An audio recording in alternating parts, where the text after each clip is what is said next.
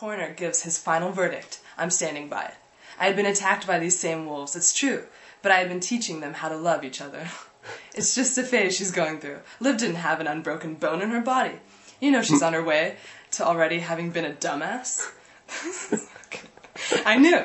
I just couldn't get over the mascara. And wait, what fucking 6-year-old wears mascara? Derek's gonna have his posse out in force. And I gotta get up all in that bastard's force. Face.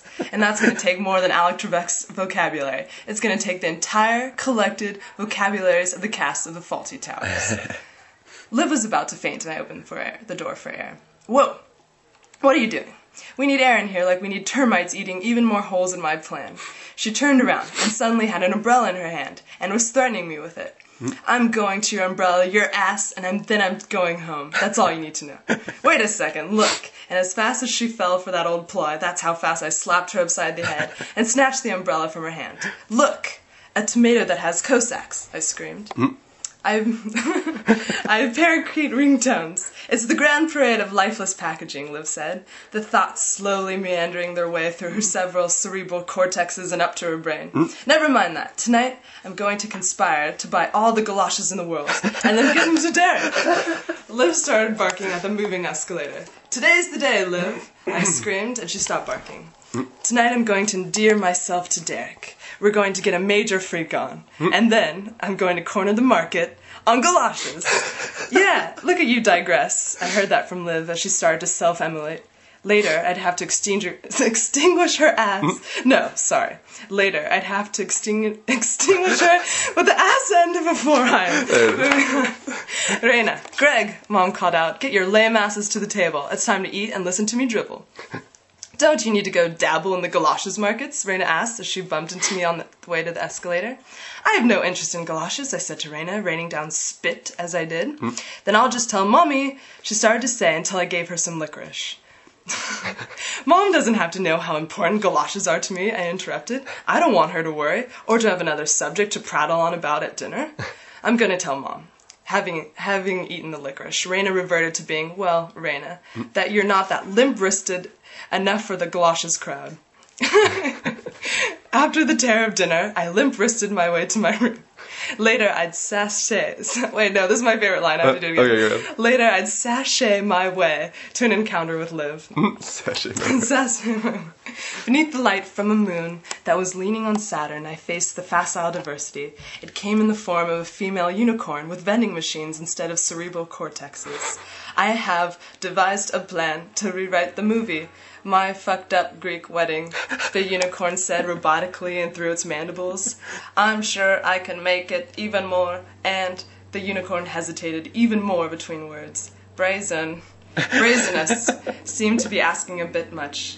Later, Liv and I would try to stare down the unicorn's vending machines, trying to get our hands on its munitions. I recurringly ran into the street looking for Derek. Our love will finally be consummated tonight, I thought. And in case I was right, I brought along a case of Heineken and some calamari. In case I was wrong, I had a cover story. The beer was in case the government cracked down on alcohol. I'd have the Heineken market cornered. And actually, I still didn't have a calamari cover story. What I did have of a story involved banjos and also the red glare of rockets. Of course, I began nightmaring about a bris from hell, everyone castrated, aunts and uncles spazzing out. I was moving into my interior vault of horrors, and when that happens, back the fuck off. I can't be held responsible for the cold goo that was going to rain down, nor the veins in my neck that were going to pop out. The veins in my neck were intense. Even the trees would turn and run in horror.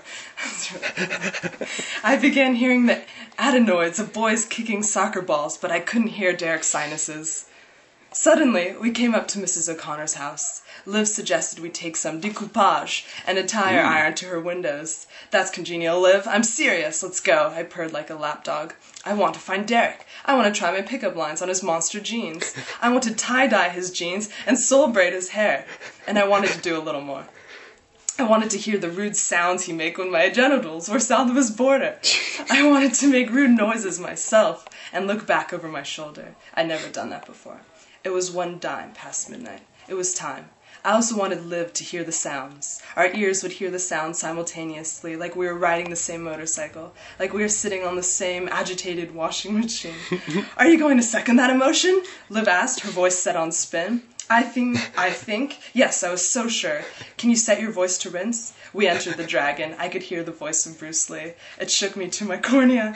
His voice passed over me and I heard it, only this time more faintly, more theoretically. Speaking of theory, the motorcycle that we weren't on had me by the gizzard, and I was starting to move, and there I was, salting the dog as best I could. It was great. And it was swell. That's great. Even the moon was rolling its red eyes and flexing its green mandibles. I opened its cucumber mouth and it spat a string of brilliantine saliva. Oh, fuck me, I screamed. The fucking moon just spat on my leather jacket. Fucking A-Liv. Nobody moved. Not the motorcycle, not the horizon, not even the moon. That was until salt started shaking down on us like air. That was amazing. That's a really good story. You did great.